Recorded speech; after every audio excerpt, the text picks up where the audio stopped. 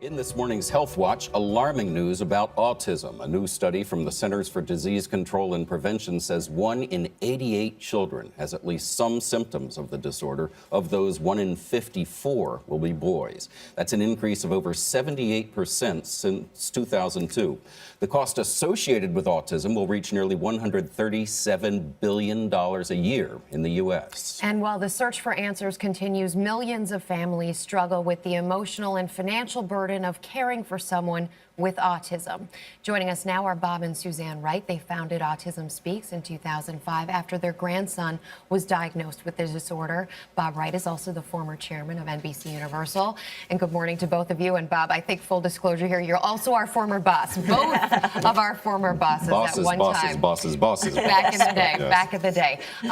But these statistics, they were startling to me. 1 in 88 children, $137 billion. Were they startling to you? I just want to say one thing that people may not understand, because that number 137 just came out. Most of that $137 billion is borne by parents, not the state or the government. It's borne by parents. It's $60,000 a person. That's how that number comes out. And between loss of income and actually out-of-pocket expenses, if you live in an urban area, it's very easy to be more than $60,000.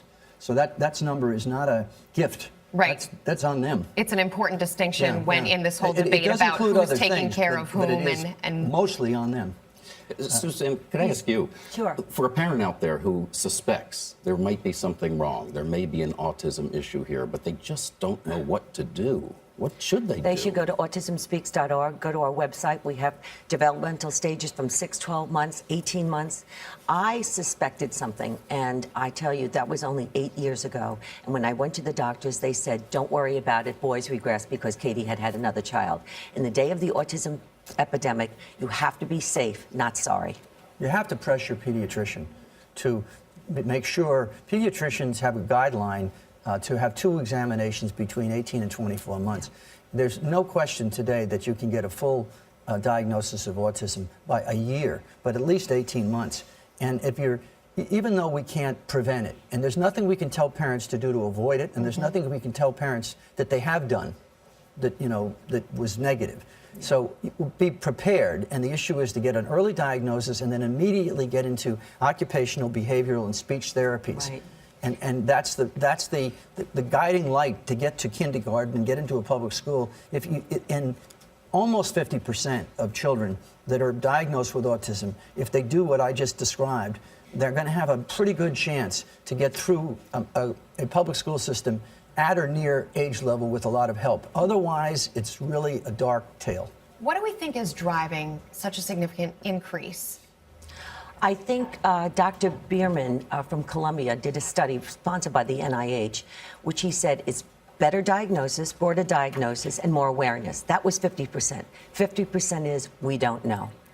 50%. So half of the cases, we don't know why they're happening. The other half, we just happen to be able to see it, to know. I think we think that there's a lot of that half is genetic, but it's genetic susceptibility as opposed to identifiable genes. In other words, there's some exposure that has undergone that has taken that susceptibility into autism.